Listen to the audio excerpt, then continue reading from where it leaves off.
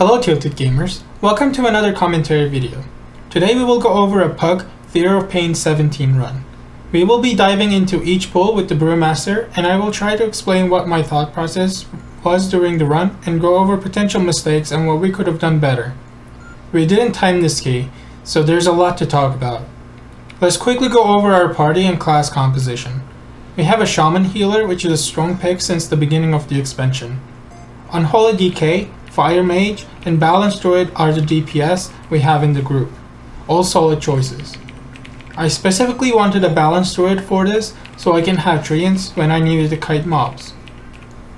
The affixes we have in this run was Fortified, Spiteful, Volcanic, and of course Prideful. You can see my talent and soulbind distribution on the screen. Let's get started. Right off the bat, the first pull, I'm going to pull the first 4 mobs. We're not skipping. There's a skip path, but we're not skipping because I'm following a specific route for this. All these mobs are very dangerous and they have certain different enrage mechanics, and this is specifically why I wanted a Shaman healer and a Balanced Druid in the party. As you can see, the treants are down, Spirit Link was down, and we are pretty healthy despite the hard mechanics that were going on. Especially when you think that this is a fortified week, this pack is very deadly, but I think we're doing a great job passing through it. We have Sooth available, and we have treants like I said, and our Shaman's Elemental that can also help me deal with the enrage mechanics. Moving on to the boss. This is one of those bosses where it's really hard to coordinate in a pug group, especially if you're not communicating with your party. So the best thing you can do here, do not cleave the mobs all together so they're under 40% health. Otherwise they're all going to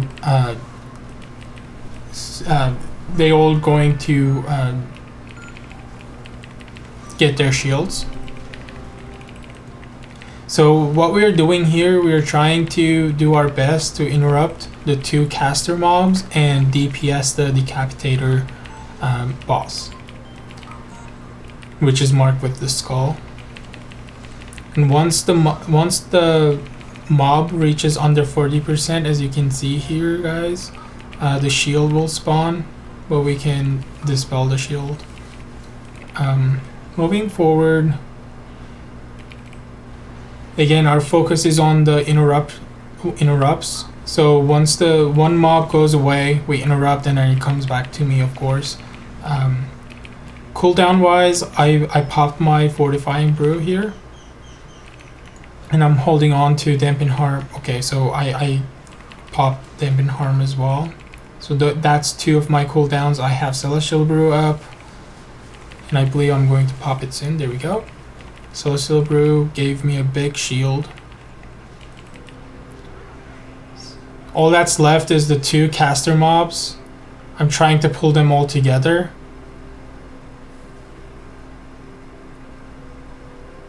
And then there's only 1 left. There's not much to say here. It's an easy boss at this point. We're going to kill him, no problem. This was a run where we had almost flawless run to a certain point, and then I'm going to explain what happened after that certain point. And we're going to understand together where small mistakes can have big impacts on the group. Even if we are having a perfect run, small mistakes can make it so that we're not timing a key. We're going down. We're going to Zav the Unfallen boss first, and then we're going to do Gore Chop first room only, and then go to Gul'Turok.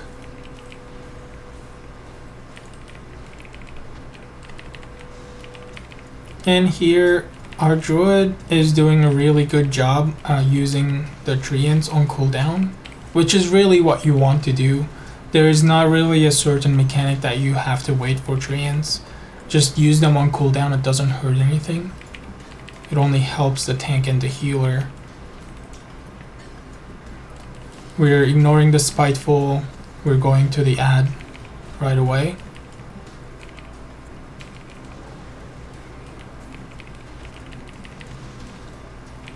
With the battle trance casts here, technically I can get them all, so we don't really need a rotation or a communication here. With the Savage Fury, try to have some sort of cooldown ready.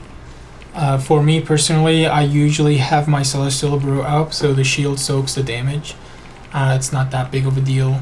Of course, this week is a fortified week, so pay attention to it a little bit more and you'll be fine. As you can see, I can get all the battle trance casts, not a big deal. And I have my Celestial Brew for the Savage Flurry here, so I'm not taking that much damage.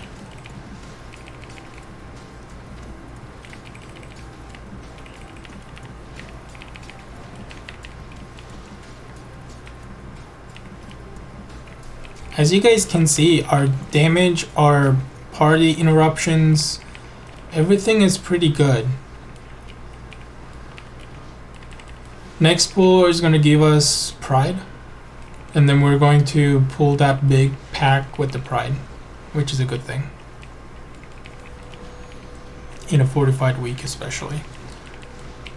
First battle trance is interrupted by the druid, good job. Dodging the mechanics here, pretty straightforward. I mean, even in fortified weeks, these are not really that dangerous if you pay attention to what's going on. We unfortunately overlapped our interrupts here with the DK, but we have Shaman as an extra interrupt in the party, so even if everyone overlaps, then we would have one extra in any case. Nothing really to worry about there.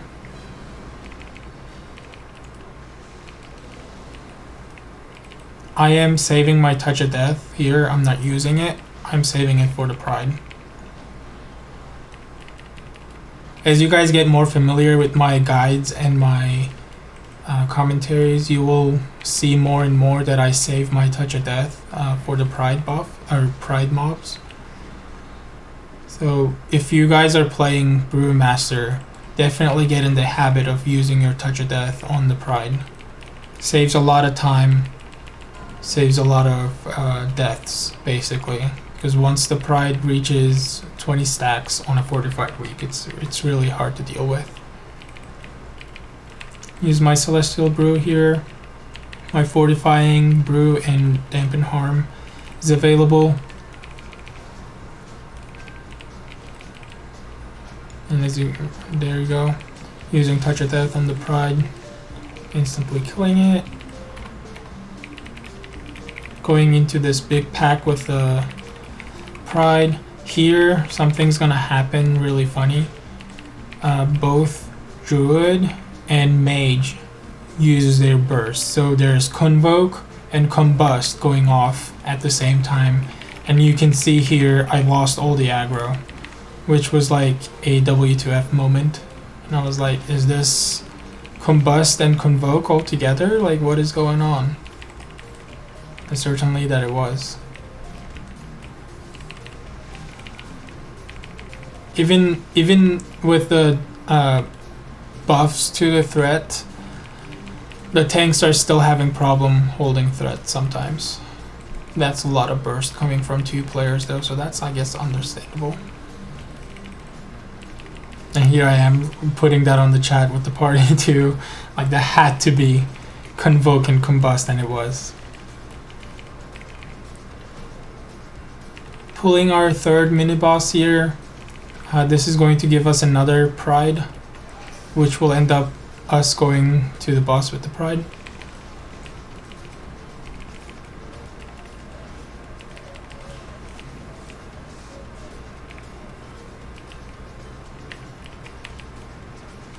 Pretty easy mechanics. Move out of whirlwind circle. Pay attention to the mechanics and you'll be fine here. Even on fortified weeks, it's pretty easy. Another whirlwind. We're moving out of the circle. It's only me and the DK that has to move. The rest of the party is ranged, so there's only 2 people that we kind of have to track and see their movements here.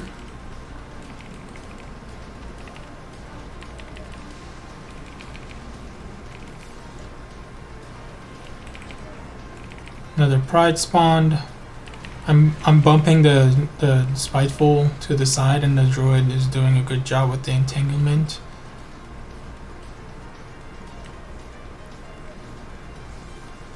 Another thing that I'm going to say all the time on my guides and my commentary, if you have the pride dot, do not move.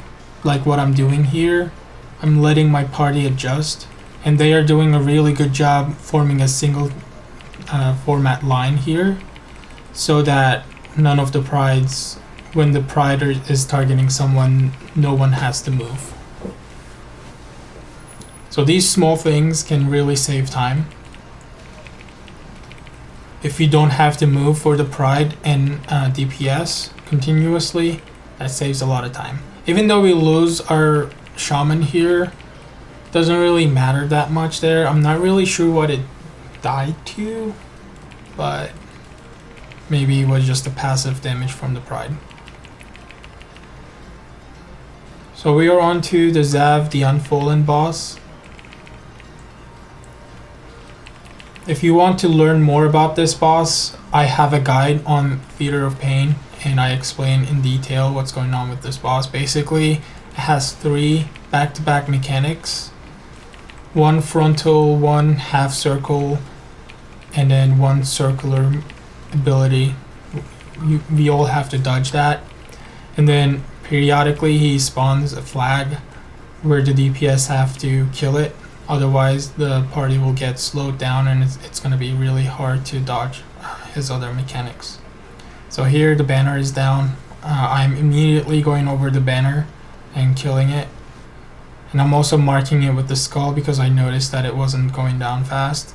And I use my Touch of Death here because I know next pride is a long ways ahead. So I can do that. So that was the circle, and this is the frontal.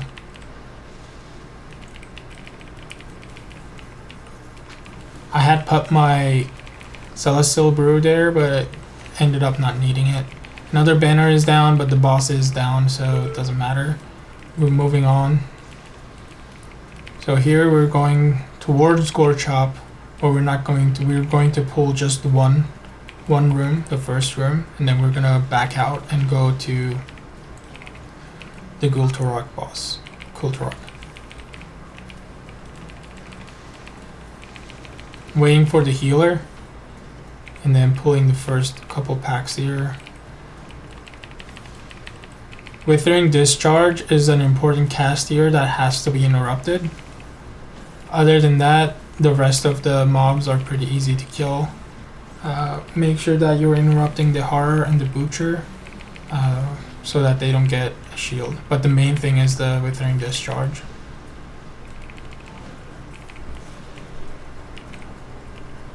I'm using my Ring of Peace to kind of control the mobs and get them together.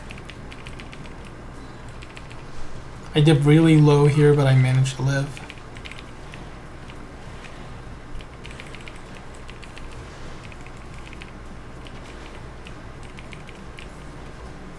Meat shield is interrupted by the party members, which is very good. Moving on to the next pack in a little bit now.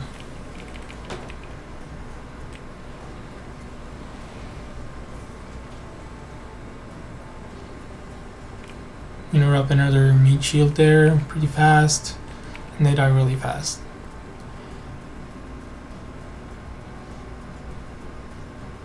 Alright, we got to the next pack. I popped my Nizao because I know we have to kind of AoE this down pretty fast.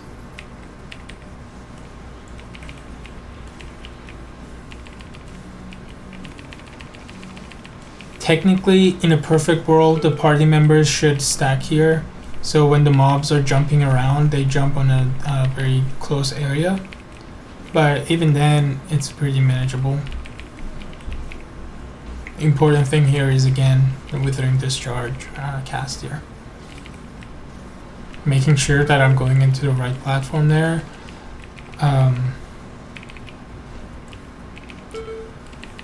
This area during the fortified weeks is actually pretty hard, but we're doing a phenomenal job here to not die. I don't think we lose one here, so like not even one death is pretty good here. We have treants down right now, which is pretty important. And other than that, I am trying to interrupt as many bind souls as I can, and using my Ring of Peace there to kind of interrupt them altogether. I kind of have to move out of there because of the shades. So my thought process was that I need to move out so I can give people room to move out as well. But they're doing a pretty good job, I think, moving back and handling the Spiteful. I'm about to build the second part of the room here. Once I get all of them, I move out. And we're going to kill all of this here.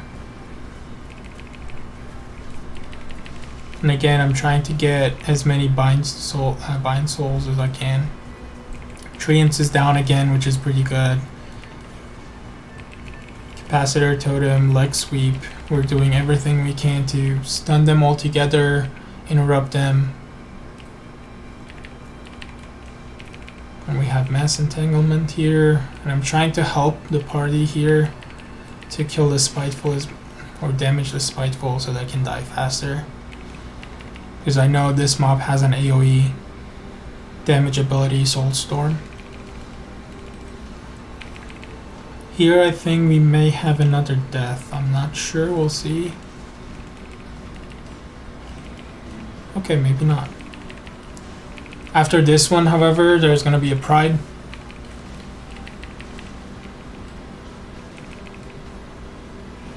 Which is nothing special.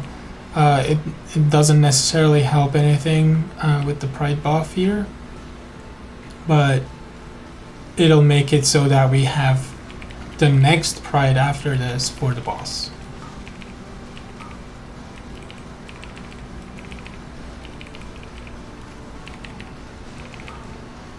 In the next couple platforms, things are going to get dicey a little bit, and I'm going to explain how it mattered at the end, which had a huge impact.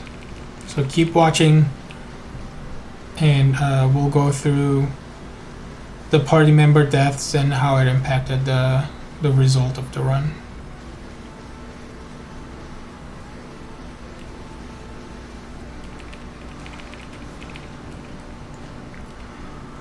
I put the orb to the right. It's always right, left, and right. I interrupted that first mob to kind of get them closer, but we got the mage stunning them as well, so it doesn't really matter. We have treants down. And unfortunately, to go to the next platform here, you have to kill the Spiteful ghosts. So we are doing that. That's why we're killing them. Moving on to the next platform.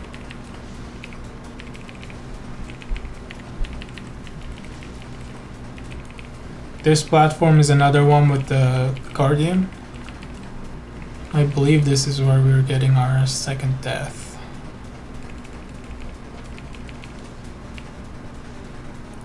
Soulstorm is going off right now.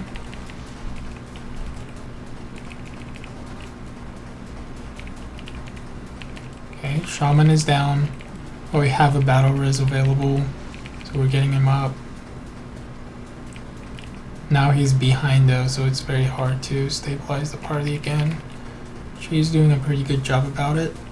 Another Soulstorm is going off. In a fortified week, this is really hard.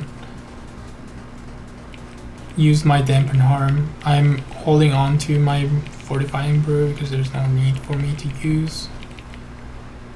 There are more dangerous packs in the future that we will pull that I'm saving my fortified brew for. Again, there's no need to touch a death. So I was trying to kill the mob, the ghost here, and I forgot about the orb. And then I was like, where's the portal? And then I was going back and then DK picked it up. And I'm telling him to go to the left side just in case he doesn't know which one to put it in. And here we have 2 dark speakers.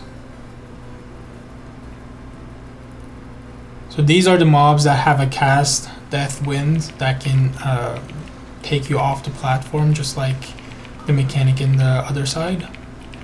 So dodge the winds and you'll be fine. They face random directions, so I can't control where they put their winds. But it's actually a pretty straightforward mechanic, so people shouldn't have that big of a problem dodging them. Although we do have a big problem in the upcoming platform where we lose our party members twice, I believe. Moving on. This is a very small platform. I think they did it intentionally and they put a dark speaker here just so they can watch people getting blown off the platform with the tornado. Just like that, our druid, as you guys can see, were thrown off, which was pretty unlucky, I would say. He released immediately because the unfortunate thing is that we are getting pride right after this pack, so we might not have time to res them before the pride. And our shaman dies here. I believe he thrown off the platform. No, he's here. He got battle resed. He used Spirit Link here, but he dies again. And I was actually able to hold on for a bit longer here. I thought I could kill at least the Soulbinder. Maybe I do. But in hindsight, maybe looking back at this now, it was a mistake to kind of waste this much time on this. Maybe I should have died faster, and then I would be able to run back faster. But I was thinking that, okay, maybe I can survive this until they come and then we can kill. But that didn't happen, unfortunately. So here, that was a very critical moment in this run because at this point we lose 40 seconds and I believe we're going to lose the key by about 20-30 seconds. So if we didn't have this problem here, we would have timed this key. And there was another mistake that I'm going to talk about that our shaman did in a little bit. I'm telling my party to wait for me because as soon as we go up that platform, the mobs are gonna aggro. That's very important too. I've seen so many groups disband there because of continuous wipes, because people don't wait each other and then go up and die. So it's very important for you guys to wait for your tanks here, especially if you're on this platform. It doesn't matter for any other ones, but the tank has to be the first one going into this platform, so he's the first one to pull the mobs.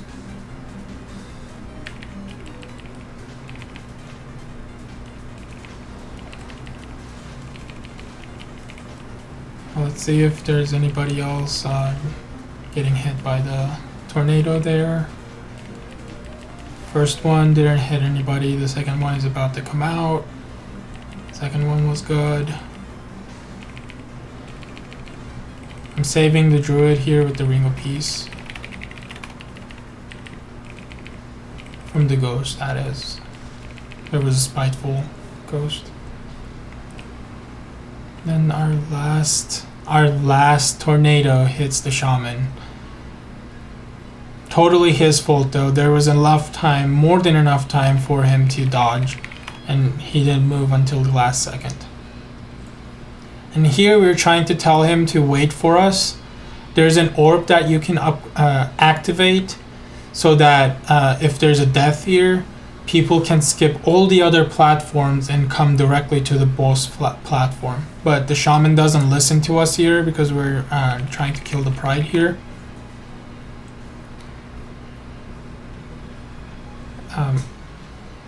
Once we kill the Pride, I can show you guys the orb.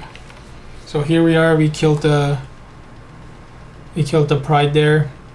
And once I'm on the platform, I'll show you guys. So that orb right there activates, and if there's a person that's trying to run back, after you click on the orb, it would just skip all the other platforms. But the Shaman doesn't do it, so we have to wait for the entire duration of Pride here, which is really, really bad, and we're losing a lot of time here.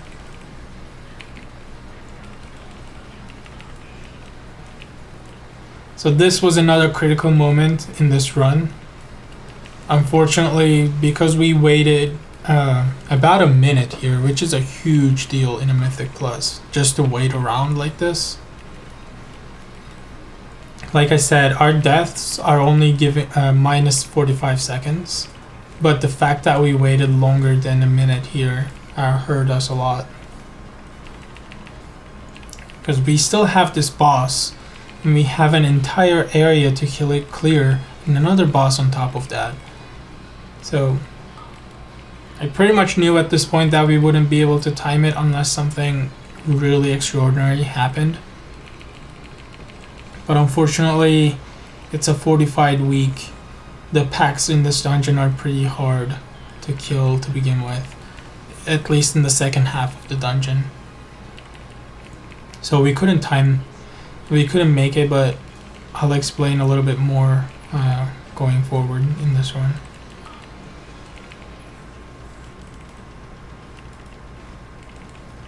Using my Celestial Brew here. For tanks, I think this fight is very straightforward. You don't have to move. The only important thing here I can tell is that stay in the melee range. You don't really have to move. There's no mechanic that will require you to move. And just try to stay alive. Pop CDs whenever is needed. Like here, I'm using my Dampen Harm and another Celestial Brew, so that the healer can kind of focus on the DPS, which the majority of the damage will go to. Other than that, that's pretty much it. If you guys want to learn more about this, I have a guide on Theater of Pain, so watch that, and there will be a lot more details than what I'm giving you guys right now.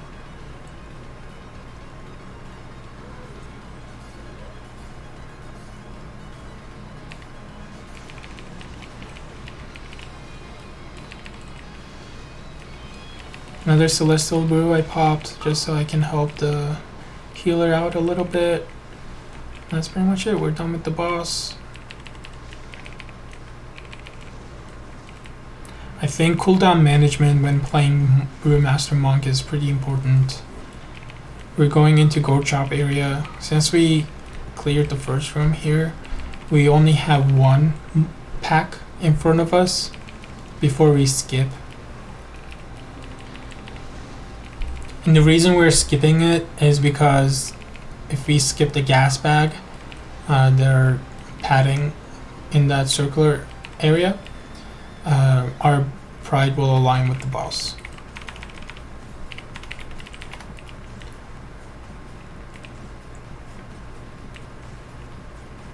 We have 2 Withering Discharge charges casts here.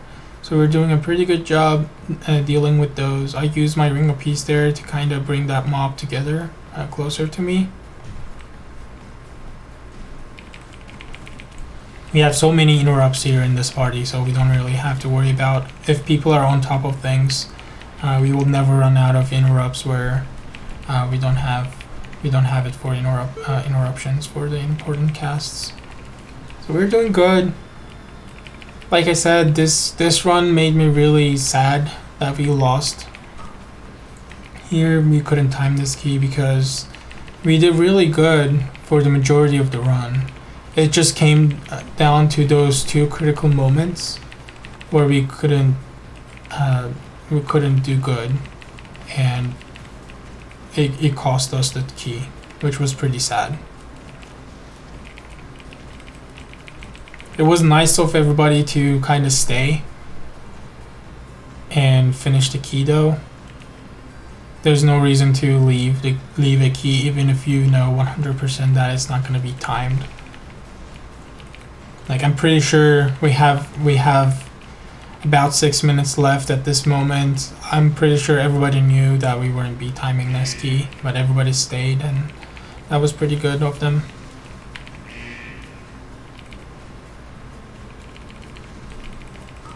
I'm helping with the Spiteful Shades here because I know we're going to pull bigger packs here. Well, actually, yeah, I know this is going to be a very hard area to dodge ghosts, so I'm helping with the killing there. And I'm only pulling the gas bag here before I move forward and activate all the other lesser mobs.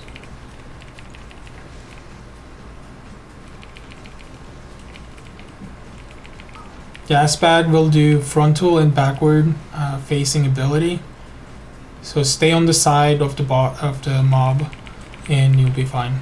Other than that, 2 puddles will spawn on the ground, kind of position the mob so you don't ever have to be in it. We lose our DK here, unfortunately, but we have enough battle reses. Doesn't really matter at this point. Vile Eruption is going off. I'm pulling the mob to a clear area where there's no green shit on the ground.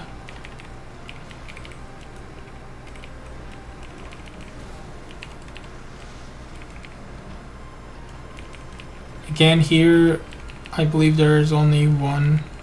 Yep, there's only one mob that we have to pay attention to, and that's the Withering Discharge.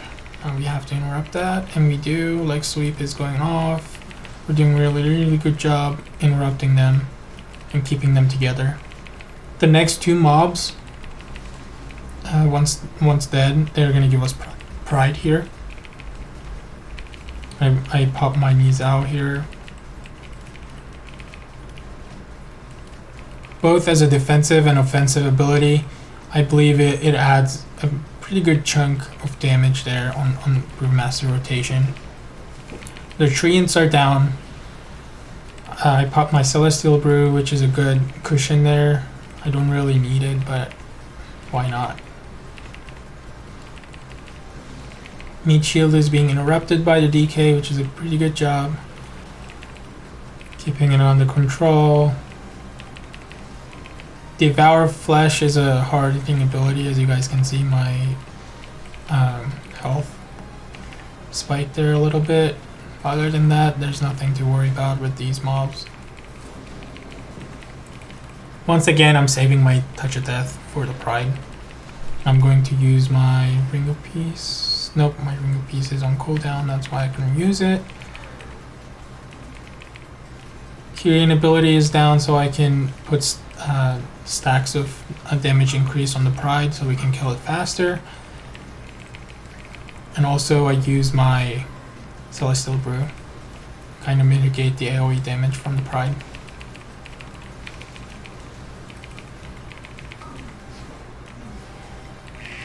Always make sure that you have your Rushing Jade Wind activated. That's a huge damage increase on your rotation. And Touch of Death is down, but since it has 20 stacks, it doesn't kill it immediately, but gives a good chunk of damage. Here with this boss, we don't have Lust, but we do have Pride. Right off the bat, I start the boss with Celestial Brew and Dampen Harm. Maybe I use the Dampen Harm with the Pride, but definitely Celestial Brew was used there. With the ads, don't really worry about them. Get aggro if you can, but if not, it's not a big deal.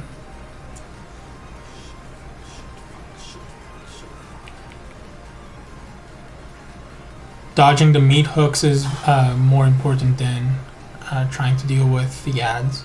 I always try to taunt them one by one and like sweep them when they're close together. And once they are stunned, they're pretty much going to die. My kick smash usually hits them, and I get aggro. So it's not a huge deal.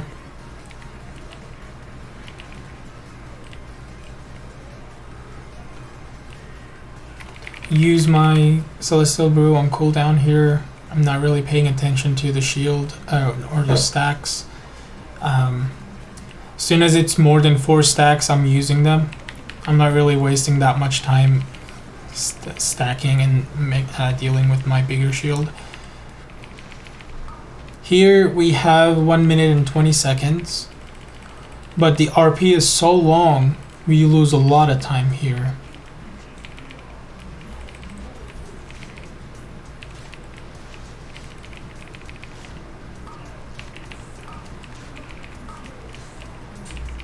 Getting on my repair mount to repair. The RP is just so long. And at this point, it's like 100% we're not timing this, so I was like, why are we waiting for this RP? Unfortunate circumstances led us to not timing this key. But I wanted to show you guys this, because this is very important. Simple mechanics like tornadoes that will get you off the platform, dodge them. Like, there's nothing holding you back from dodging. If you're casting, stop your cast and dodge the mechanic that will definitely 100% kill you. That is more important than DPS at that moment. But to deal with the Deathwalkers here, I leg sweep as soon as they spawn, and I use my Ring of Peace to kind of get them closer.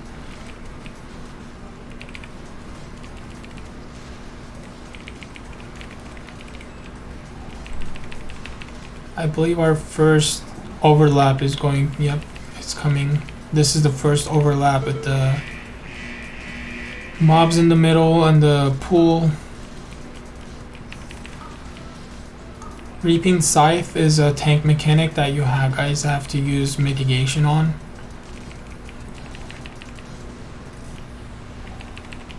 On fortified weeks though, it's fine.